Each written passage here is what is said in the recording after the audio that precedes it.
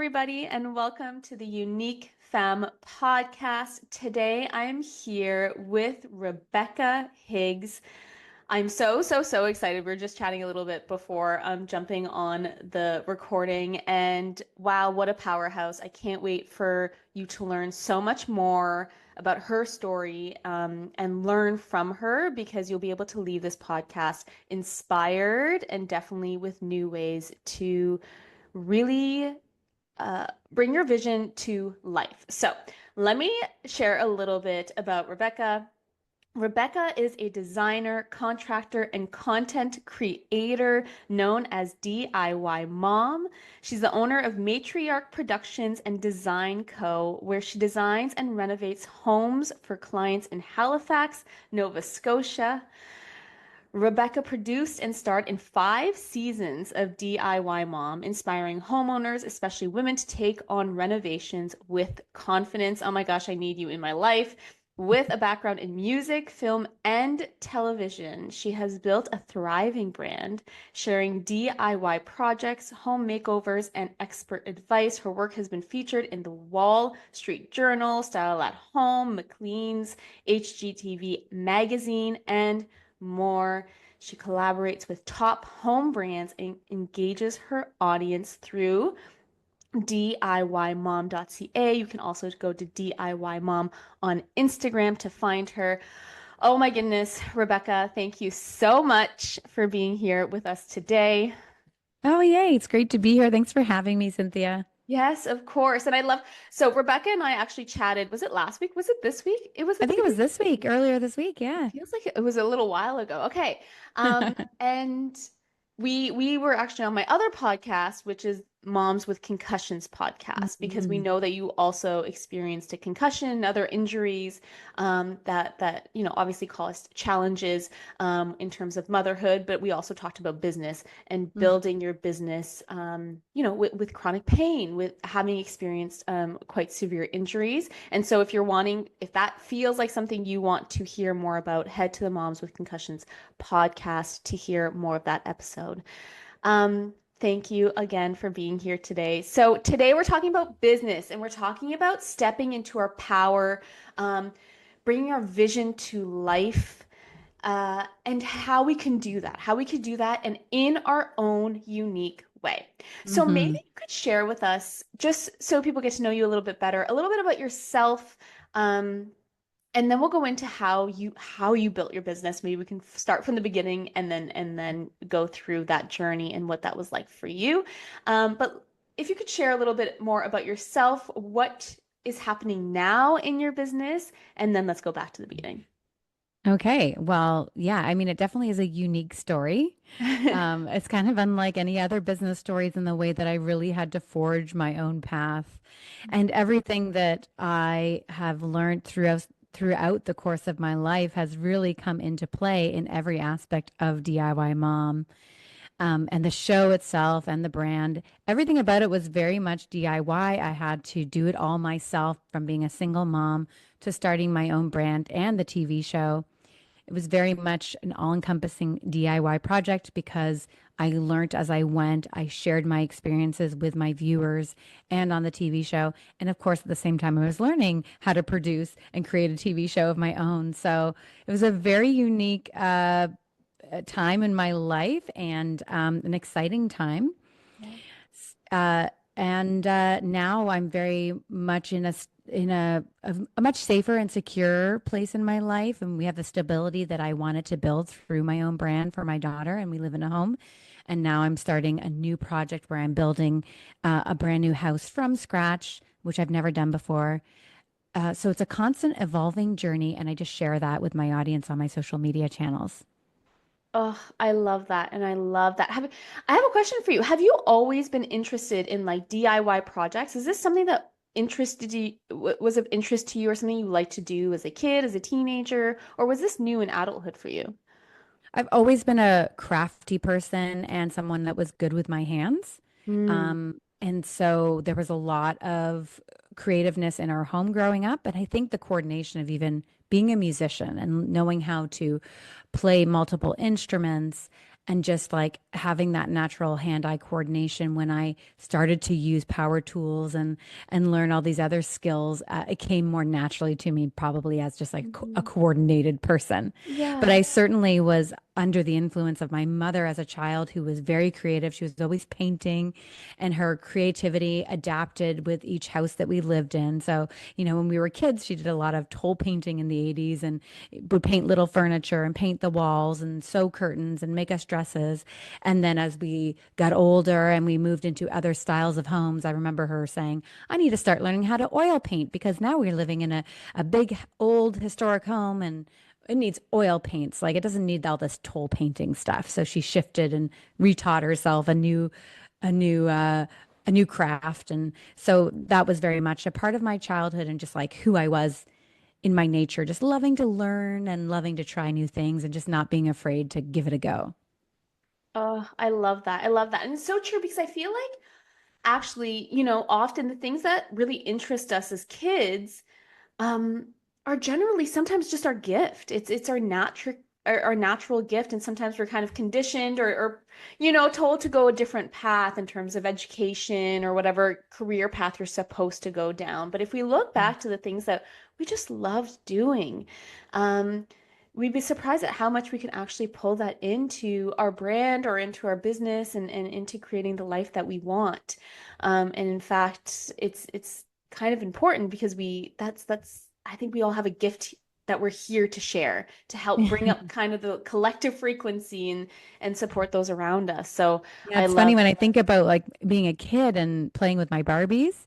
I always like I didn't have a Barbie dream house, so I had to make my own little houses for them. And I remember taking all the stools from around the house, the multiple levels of the different heights of stools, and placing them so that it had like multiple levels, and then making the little beds out of the face cloths and like rolling things up and just yeah. So I guess like that whole building my own little house was even something I did when I was a baby or like a toddler or a young child playing with Barbies. Oh my goodness, I love that. See? I'm like, yeah.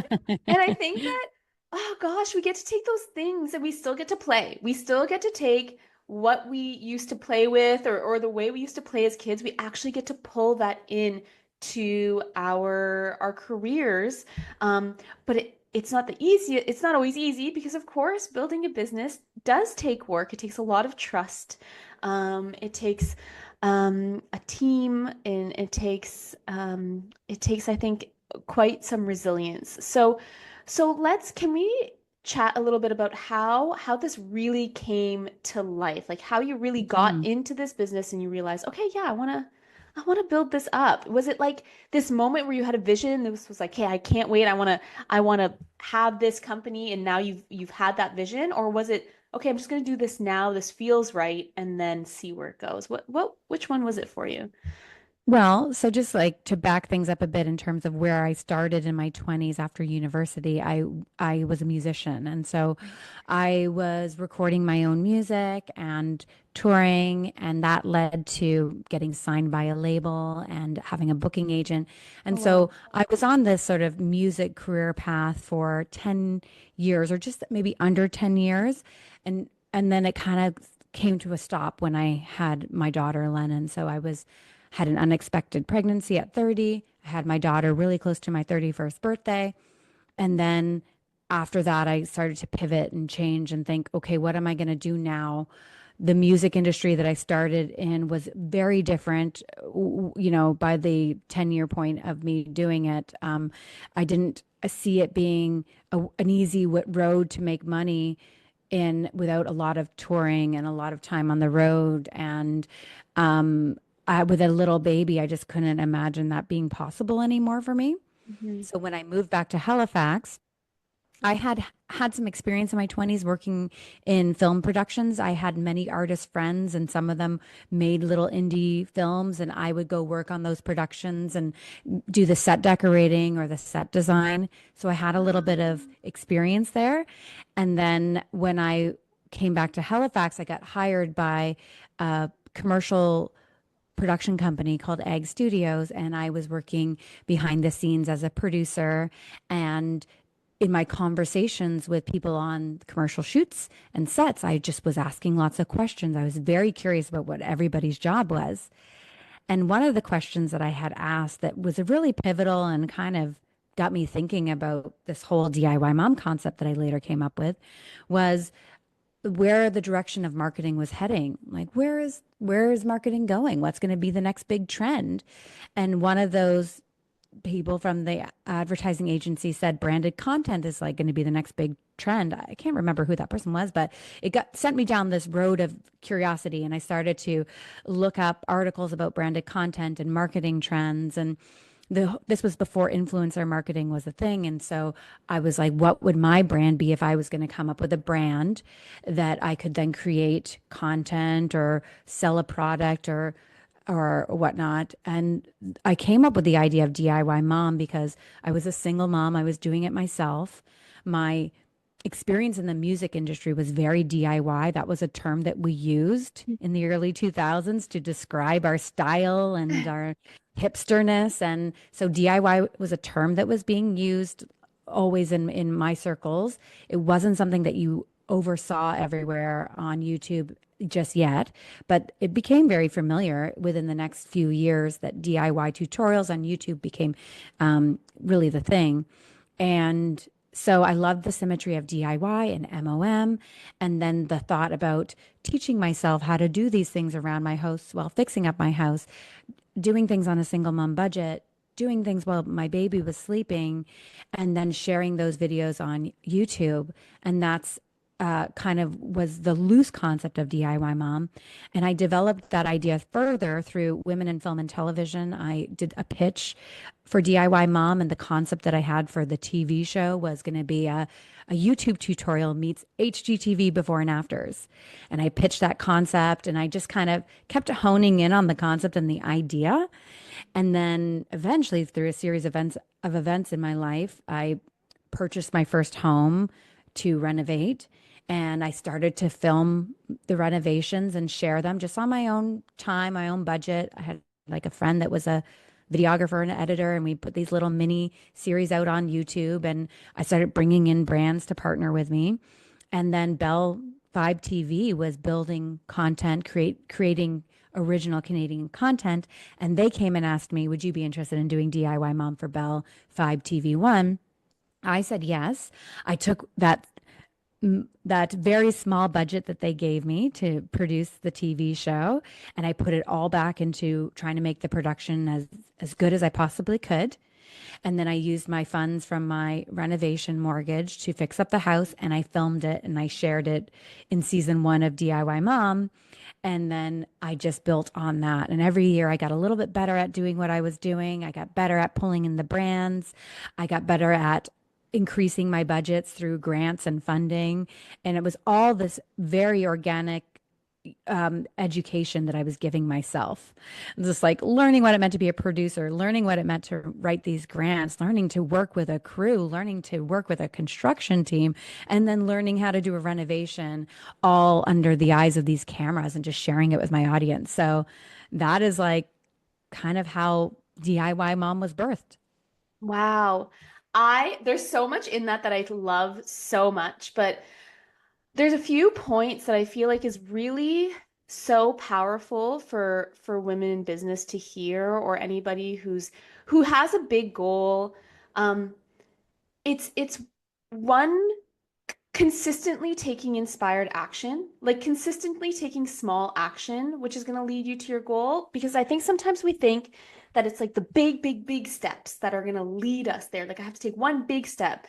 I would argue it's actually like lots of little steps and Mm. lots of just building those connections and just trying it. Is it going to work? Who knows? But I'm just going to try it. And it sounds like that's what you did. You consistently just took, inspired action, whatever you felt right in the moment, and it connected you to the right people. It allowed you to build, so much knowledge around, your practice and your work, and then it led to an entire TV show and an entire company. And so I think I would love to know your thoughts about that. Does that feel like that was your journey? It was a lot of just taking action, and then getting that momentum going rather than Mm. putting so much pressure on these big, big, big kind of things.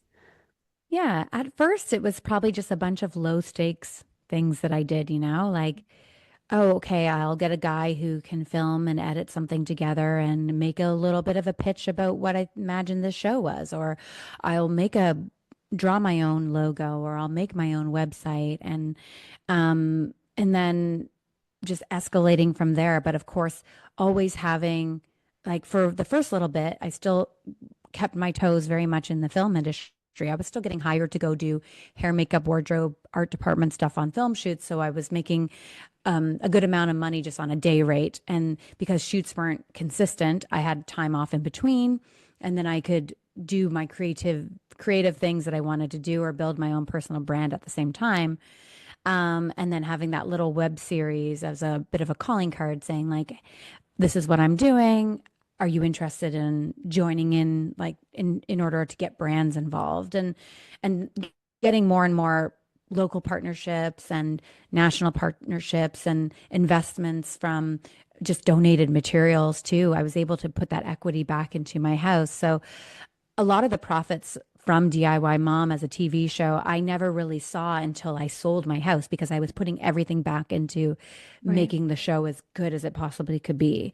Um, the show was never really an income source for me. It was a thing to leverage to make income in other ways. Yes. Yes. Um, and so, yeah, I think it just kind of started out low stakes, and then I just started to invest more and more into it and make it better and better. And then all of a sudden, my life was DIY mom. This is who I am. This is who people recognize me Yeah. as when I'm out on the street. So it was like an interesting journey, and it just made sense for me, and it allowed me to get to where I am today, which is living in a great neighborhood in my big pink house with my Mm. school the school that my daughter goes to in our backyard, and just, yeah, just like in the neighborhood that I grew up in as a child that I never thought that I would ever be able to afford or live in.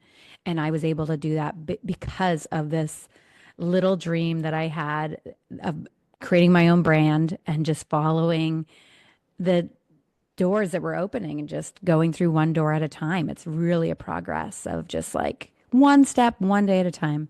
Oh, One I foot. love like when you were saying that I had like full body chills. Like I still have them because to like to I didn't actually know that you're like back in your old neighborhood. I and but that's abundance. It's like, oh my gosh, it's the freedom to create the life that we want, a life of being able to spend time with your daughter, have her go to that school, be in the neighborhood that you want. That's so powerful. And I know as moms, that's important for us. We want to create that comfort as well for ourselves and our kids, especially as solo moms, which can feel really really difficult. But I love what you said about you open one door, you walk through it, Mm. even if there's some fear, you keep going, and then when you do, then it's going to open a different door, and every single door leads to a next. So just trusting that even if this one feels small, you don't know, it might lead you to the big opportunity that you've been really hoping for. Are there any fears that kind of popped up, like and fears of becoming visible or asking for to connect to certain companies or even when you were making the pitch for the TV show at first and things like that? And if so, any self-doubt, fear, how did you move past that? I definitely had a lot of no's in the beginning. I had a lot of people telling me that DIY mom was not a good idea. You know, I would bring the concept to other production companies and ask them if they would like to pitch me to like a bigger network. And I was always met with like, no, it's not original enough, or it doesn't follow the format of what is popular on TV right now. So, there was a lot of times where I thought I needed somebody else to make it happen for me. And in the end, I realized that if I was enough about this, if I cared enough about it, that nobody else was going to care about my art like I do.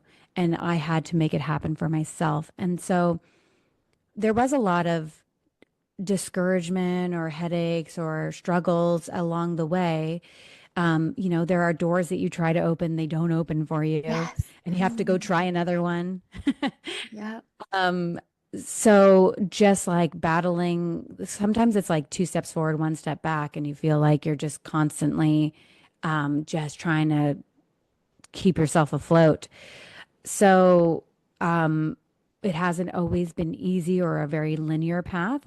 Um, but I do know that the more I trusted my instincts and my gut and what I thought was good art and making good art and sharing projects that I thought were neat or cool or interesting or would help people, the better the my brand did, or like the better, like the more I was able to build my brand. So just like very much relying on my artistic vision and keeping in control of my art ended up working out very well for me. Because even when I did other things, like I was a host on a different TV show briefly, and they wanted me to represent their designs as my designs, and I just didn't love the designs. They felt very masculine and cold to me, and it didn't represent me. I didn't feel very artistically fulfilled, and it just brought the worst out in me. Like it, you know, all of the traits that I would be proud that I am now, like they were not shining in those moments because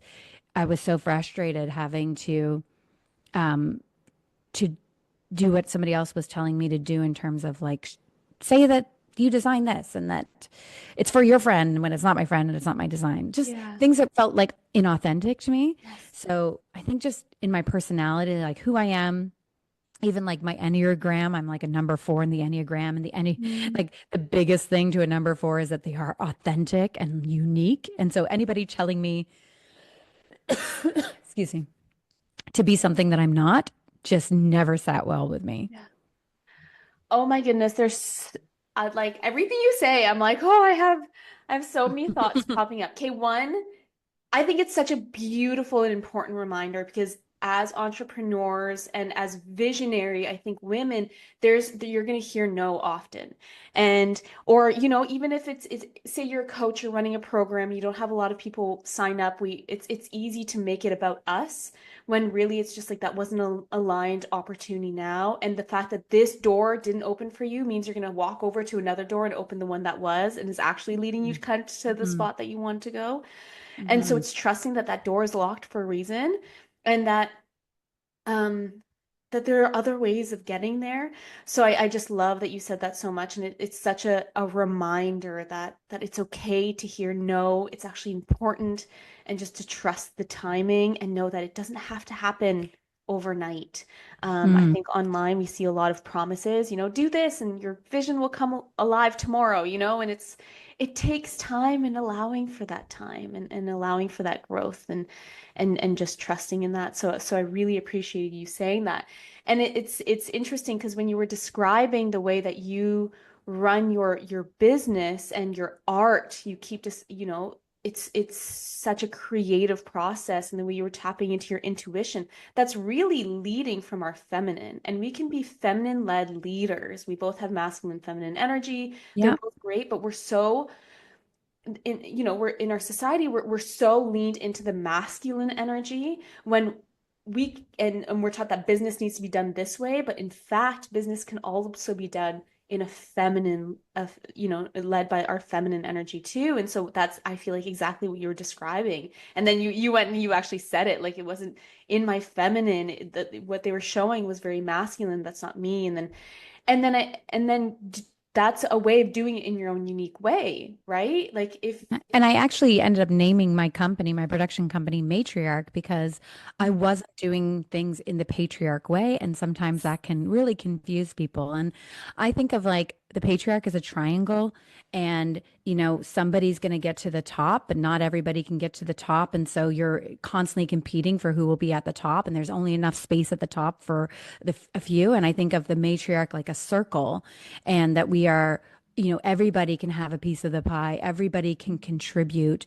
We don't necessarily need one strong personality to lead everybody. You can all contribute. And so when I came up with the matriarch production name, I was like, yeah, everything I do, like even when I was building this house and renovating this house, we were doing it in the matriarch way, not in the patriarch way. Like I would get a guy in here and he would say, "You need to bring in a huge crane and you got to have this and you got to have that, and that there's only one way to do this." And all the girls that I had working with me, we were like, we think we can build a dolly system. Like we can harness something on it and we can pull it all up together. And I remember the like five of us just pulling the roof trusses up to the top of the house with this little pulley system that Julie had made and just saying like, we're doing this the matriarch way, not the Oh my patriarch way. God, I love that so much. Oh my goodness, is that part is going in our Instagram. I just love that so much. What a beautiful example of doing it in a feminine-led way. And we get to do it that way. And in fact, we actually remain healthier in that way because we're doing it according to like our own design. Because I mean, some will identify as having more feminine energy and masculine, no matter how you identify in terms of gender. Like we all identify as having more masculine and feminine Mhm. energy. Um, and so, but if you're feminine led and you feel that in your body, like, yeah, create from the feminine, get creative, tap into your intuition, and we get to do it in flow. So I love that example so much. How powerful that is. What an empowering moment. That must have just felt so good. To Yes. yeah. Yeah, and we had a lot of fun working together, and it doesn't stop that when you're working in an industry like this in car construction, um, that you're going to encounter people that are confused that I'm the boss, or they're constantly asking me like, well, who's the contractor? And I'm like, I'm the contractor. And I'll lower my voice on the phone a couple of decibels just to talk more authoritatively. And then they don't question that I am the in charge, just little things that I've had to adapt to work with a very male dominated industry. And even just the other day, I had a conversation with the guy that's running the excavator. I said, "Oh, I don't feel comfortable hiring this other company to provide a service for me because the owner of that company posts a lot of negative things about women on social media. And I'm a feminist, and that just doesn't align with me." And he kind of was laughing and he was like, "You're a feminist?" And I said, "Of course I'm a feminist." And I said, "And my boyfriend's a feminist too. He's a very proud feminist." And he was like, "Chad's a feminist?" And he's kind of laughing and, "Oh, should I be a feminist too?" And I was like, "Absolutely, you should be a feminist. Everybody's a feminist." And then he's kind of stopped and he goes, "Wait, what does feminism mean?" Like he didn't know what it actually meant. And I was like, "It just means that you think that all people, regardless of their gender, deserve equality and a fair shot." Yeah. You know, that's all. And he's like, "Oh, okay, I can get behind that." But there is still this education piece that is missing in some that men, maybe in the construction industry or in all kinds of industry, they think that feminism means something that it doesn't. Mhm. And it's just equality and equity and equal pay and, equal opportunities. Yeah. And, I think that the message of DIY mom, even though it does come from a female perspective, I do have mom in the title. I am really, yeah, like it is all aspects of my female energy meeting my male energy Yes. and just being in union to get with those two energies because I do have to get things done. I Yes. do have to protect my child. Yes. I do have to be assertive and negotiate and uh, be aggressive in certain times.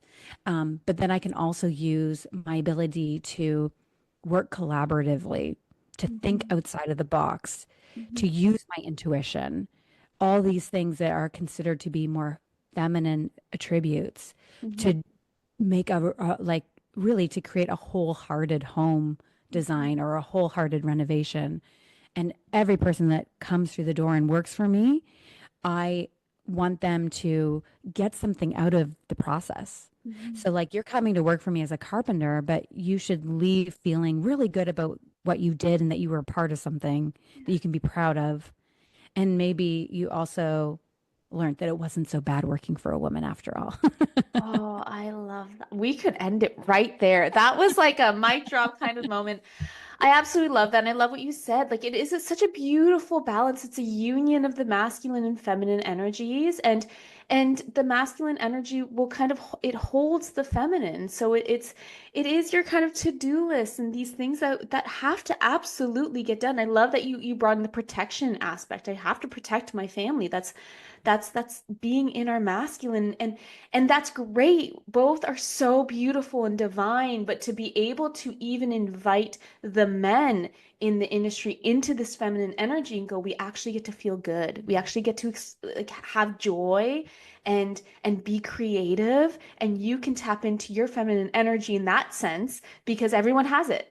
And but it doesn't have to. And sometimes the guys that work for me are blown away when I ask them for their opinion or their thought on it. Like, well, if there's a way that we could do this better, like, why don't you tell me? Because they're so used to being told what to do and they just do it. And there's one person that's the boss and that's making the decisions.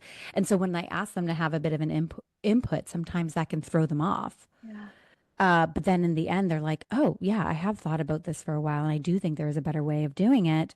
And we can work collaboratively together. And how so they're beautiful. experiencing what it's like to be in a matriarch. Yes. Oh, beautiful. Rebecca, I love that so much. Thank you so much for sharing. Okay, I would love to let's go into the TV show because, I'm not in the film industry because I'm a dancer. I have actually produced music videos Mm. and I know a lot of artists in London. I'm based out of London, Ontario. We do some work in southwestern Ontario. And I think for a lot of people, kind of getting that getting something like a TV show, or some acknowledgement, some visibility would feel really big for them. Now that's not for everybody, but I know that there's definitely some artists in here listening. So how did you build that connection? And what would you say to somebody who's wanting to become more visible kind of in their own way through something like that, or even, whether it's building a podcast or getting something big like a TV show, what would you recommend for those people? What would you say? Well, I think that it's really important to write your own, like if you want to be an actress or if you want to be on camera and you auditioning for things and you're not getting the parts because there's not a role that really suits you, like you can write that role and you could film something on your iPhone. You Mm, don't need a ton of, you don't need a big budget or a big crew to make film anymore, right? You can do everything with just an iPhone. So don't get hung up on that, like stopping you from doing something or if you have a good idea. I think because I self-produce and I just put the content out there, I created the opportunity for someone to come and say, "Hey, we want to put this on our platform." yes. But if you don't like take that initial step to put yourself out there, it's harder to get found or discovered. I love And that. Can I say yes, jump something? in. I created the opportunity for invitation. I created that Mm-hmm. opportunity to then be invited in for these opportunities. I think, Mm-hmm. again, and it speaks so much to inspired action because we know that inspired action is feminine led. If something's going to bring you joy, just put yourself out there in whichever way feels good and aligned with who you are, your unique gifts, your goals. But I think I love that because we actually talk about this in human design. And I don't know if I'm like, I wonder what your human design is. And I don't Oh, know what if is you that? What's human design? so human design, so human design is a way of knowing kind of what your gifts are and how you're designed to Mm. be in this world. Now, I won't go into like all the science behind it, but it's such a beautiful tool for us to better understand ourselves. There's five types. We have generator, manifester, projector, reflector. We actually just did a podcast on this as well. And if you are looking for your human design reading, our Unique Femme does have a human design expert, Lisa. She's incredible.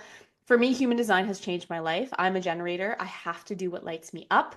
I also Mm. know that it kind of shares what your gifts are as well. Um, Cool. and I'm meant to kind of respond. And this is where human design comes in. I'm meant to kind of respond to opportunities that come in.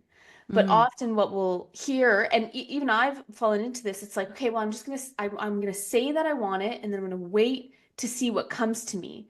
but we have to put ourselves out there. Like no one knows that you're open to these opportunities and you won't have anything to respond to if you don't put yourself out there. So we always say to our clients, just do it. Just take inspired action, take the smallest step so that Mm. people know that you're on the other side of the door and they can see you, so they can invite you in and so that you could share your gifts naturally. So Right.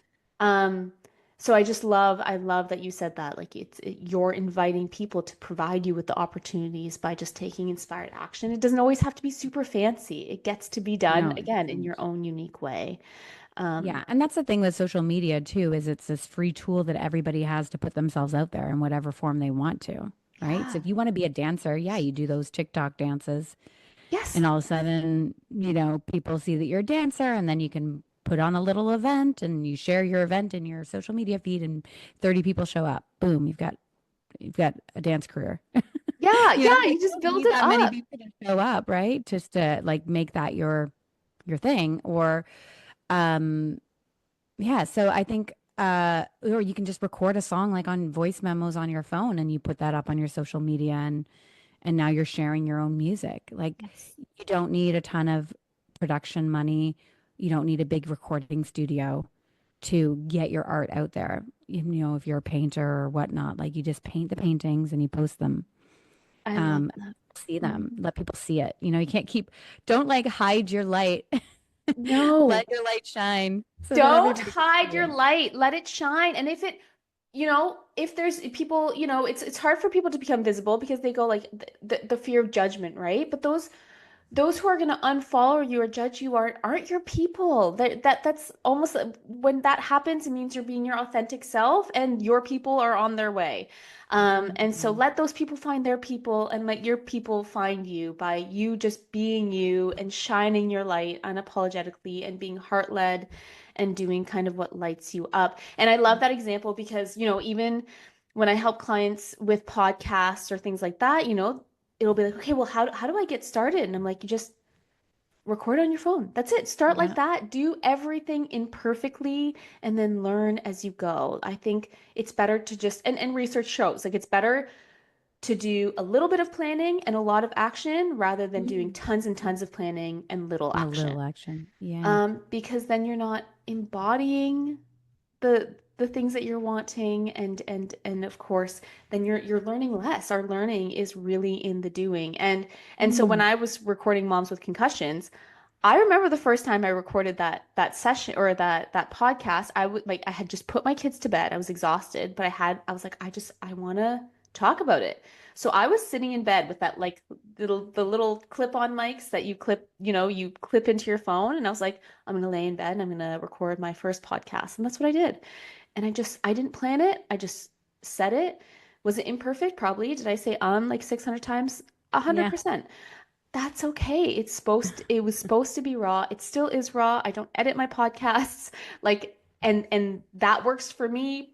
If you want to edit your podcasts, amazing. That works for you. Just do it all in your own way, unapologetically. But starting small is better than not starting at all. Mm. Mm-hmm. Yeah.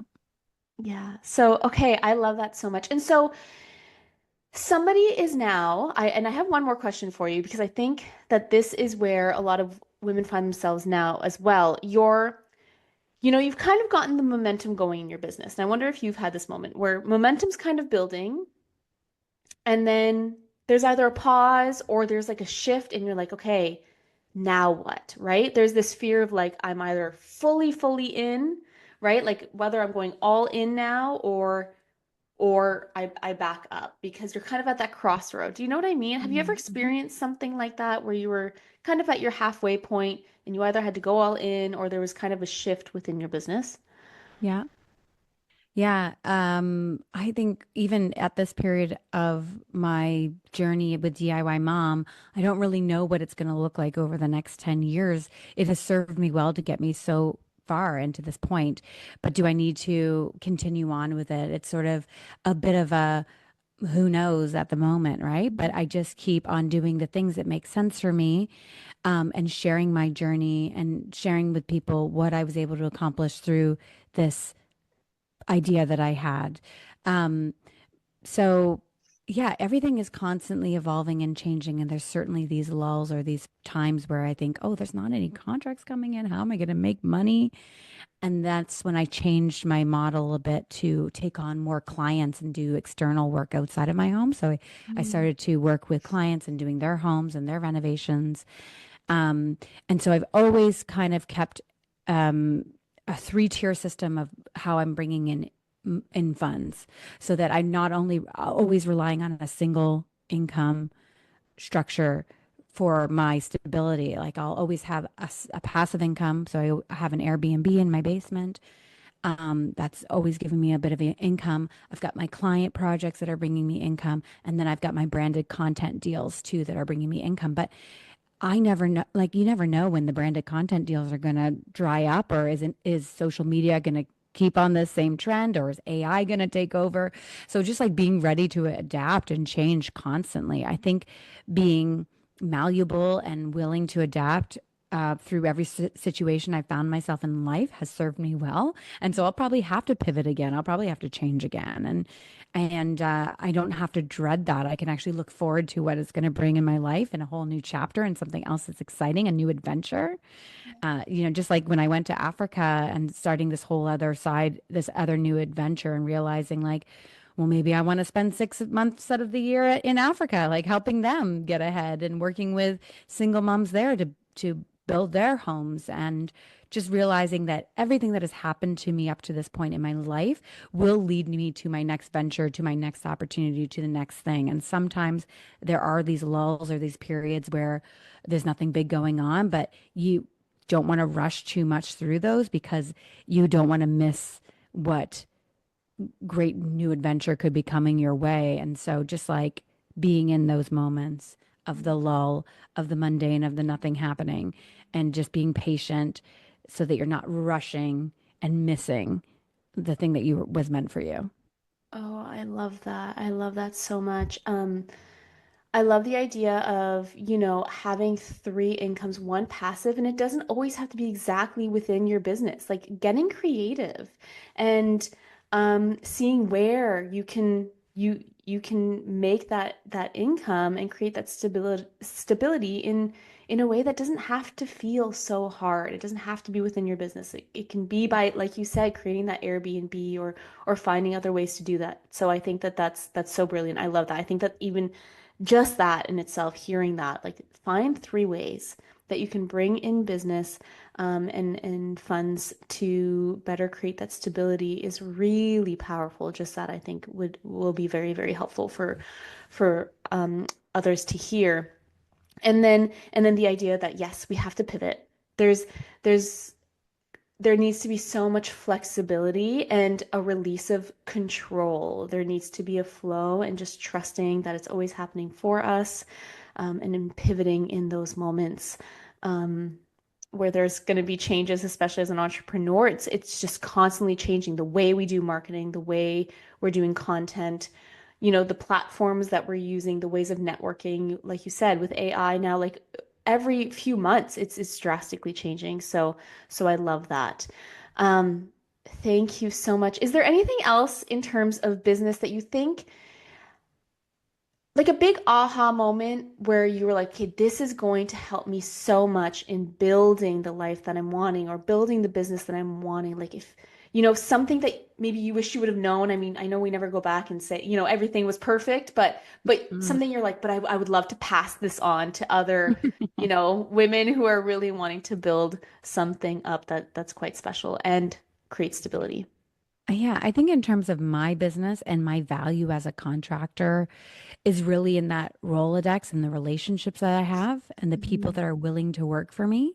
Yeah. And so keeping those relationships healthy and working well with other people and paying people right away when they invoice you or they send you a bill, that has, I think, led to more people agreeing to come back to work for me or being quicker to say yes to me or putting off other projects and coming to work for me instead because they know that I'm not going to be toxic to work for and I'm going to pay them when they invoice me. The other thing that really helped me along my journey was taking care of my my body Yeah. and realizing that certain physical things that I was doing were more harmful than helpful. And when I started having a Pilates practice, that core stability and strength that I was given, and like my neck strength and my hip strength and my arm strength, all those things really helped me to prevent further injuries or to even keep me balanced in challenging situations so I wouldn't fall or trip or hurt myself further. And I many ways I wish I started something like that in my 20s where I was taking better care of my body. Um, so, and then also creating opportunities for me to dream and to continue to imagine what my company or what my brand's going to look like. And when you're a creative type, you really do need some quiet time or some alone time or just like a walk with, Yes.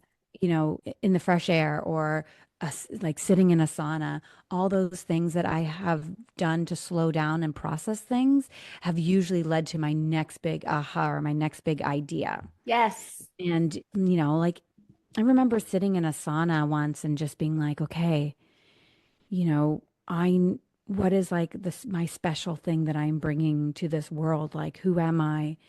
And just really asking for a clear description of who I am. And, I have a spiritual practice. And so I was asking like my creator to give me that word and just remember like clear as day that the word that I was given was, or like the thought that I was given about who I am was that you're a breath of fresh air. And that's Oh, all I have to be to people is I just have to share something new, something fresh, like just be what, like not what people are expecting. mhm. And also that respite or that safe place, like what is a breath, like what is fresh air, and that I am that person. And so just always coming back to that core value, who you are and your authenticity is going to serve you so much more than trying to pretend to be something that you're not or mimic what you see is popular on social media. And then you'll end up when you're 40 having a midlife crisis or like feeling like I don't know who I am. I was just pretending all this time to be something that I'm not. So, you Yes. know, So you true. in order to figure out who you are, you have to spend time with yourself and you have to like yourself. Yeah. So if you don't like being alone, you don't like spending time with yourself, like maybe you need to do that work to get to the place where you can enjoy being on your own. Oh, I love that. What a beautiful message. I love the idea of, well, I mean, one, okay, let's go back to some of the first things you said, like taking care of your team, listening to them. Listen to your team, and supporting them and really showing that respect for them, I think is so, so, so important. And so I love that you said that. And I've made And lots of mistakes. Like I've made tons of mistakes. And, I wish I had done a better job with relationships over the years. And I've failed in many departments. But when I but I can look back at those things and say, okay, I wish I had done that a little bit yes, better. And then yeah. moving forward, I can be more conscientious and careful of those relationships and protect them a bit more. Yeah, and I think that that's I think it's such a learning curve, and it's being aware and taking everything as a lesson, and then getting better and better in terms of all aspects of ourselves, but especially within our business. Um, Yeah, and because when you're a go-getter and you like want to get something done, you can kind of sometimes the tendency is just to steamroll over everybody yeah, else that's in your way. And so I've definitely had to, you know, tone down that aspect of my personality that's, you know what, I had for this conversation important the other reasons. day with somebody too, because I mean, I have a team and they're the best. I love them.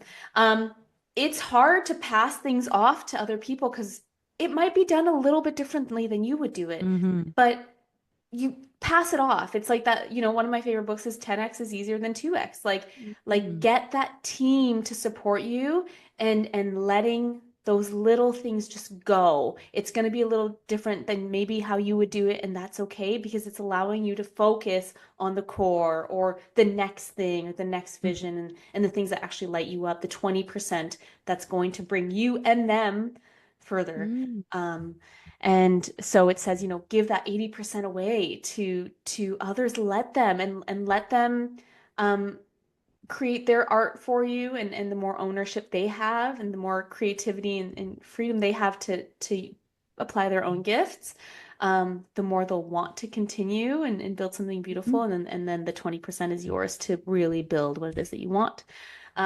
But I understand that because yeah, it's you, especially when you're used to doing it. At first I found it a little bit difficult, and even with the most amazing team.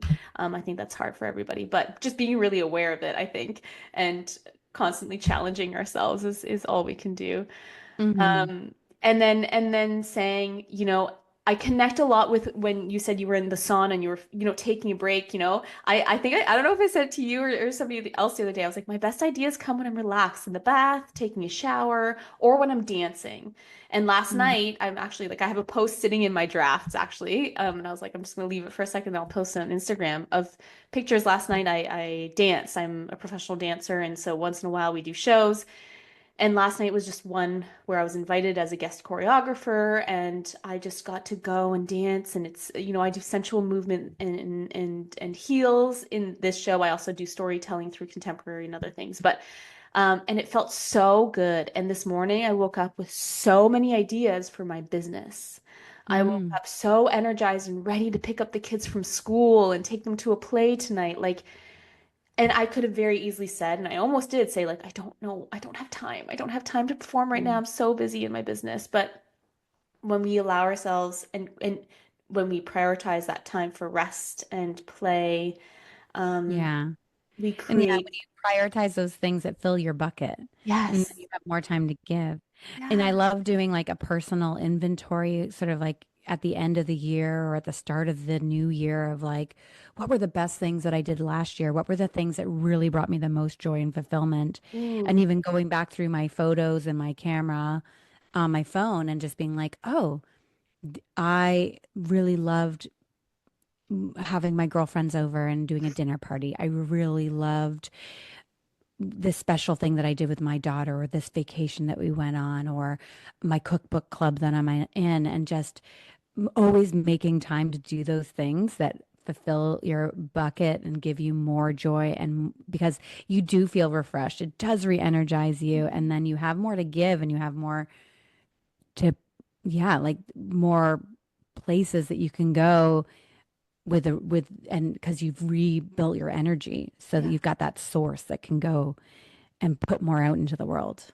absolutely. And you'll be so much more creative. My creative ideas come even more when I'm in a relaxed state, or when I fill my own cup, and so it's like our relationships and our business almost depend on it. You are the business. You are the person who's in the Mm. relationship. So it's so important to take care of ourselves. And I know it's something that we always say, but it's really easy to leave that part behind. And I would really challenge anybody listening, like, really take an inventory, take an audit of your life and go, how much time am I leaving for play and for relaxation, things that bring me joy? And remember that your business will do better. You will do better if you prioritize that. So yes, you have time. So and again, I love that when you connected with spirit, I'm quite spiritual as well, and I have a spiritual practice. Um, you get and you were asking, like, what are my gifts? Like, what's my gift? What am I here to share? What gift am I here to share? And maybe that's how we end this podcast is inviting anybody listening in, like, what's your gift that you're here to share? We all have one. You have a gift. You have, you know, uh, we're all here to make an impact, and it doesn't have to be this huge getting on stage in front of 10,000 people kind of motivational speaking impact. It's the slightest thing. It's a deep honoring of yourself, and through that you naturally share your gift with others, and that Mm. creates a momentum that creates a snowball effect. And even if it's by by you doing that, you might inspire somebody else to honor themselves so deeply. They then start sharing their gifts. And so I appreciate you saying that so, so much. Rebekah, thank you so much for coming in and sharing your story, your wisdom, your knowledge. We're so grateful for you, and it's been just such a pleasure connecting with you. And I got emotional at the beginning when you were talking about just the life that you have now and the passion that you have and the impact that you're creating in your community. And so it's been a pleasure, and I'm so grateful. So thank you. Thanks, Cynthia. And thanks to all the listeners that are tuning in. And if you are hearing me for the first time, reach out to me on Instagram at diymom.ca and say you heard me on the Unique Femme podcast. I love connecting with you.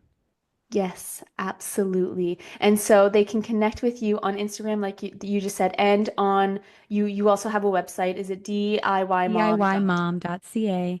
And you can get to my YouTube channel there and watch all 5 seasons of DIY Mom, or you can even watch it on trybinge.tv. All 5 seasons are on that website as well. Go do it. Make sure to tag her. Make sure to tag at the Unique Femme. I'm also at coach.cynthia.a. We would love to hear from you guys. Let us know how you like this podcast, and we love you so much. Thank you, everybody.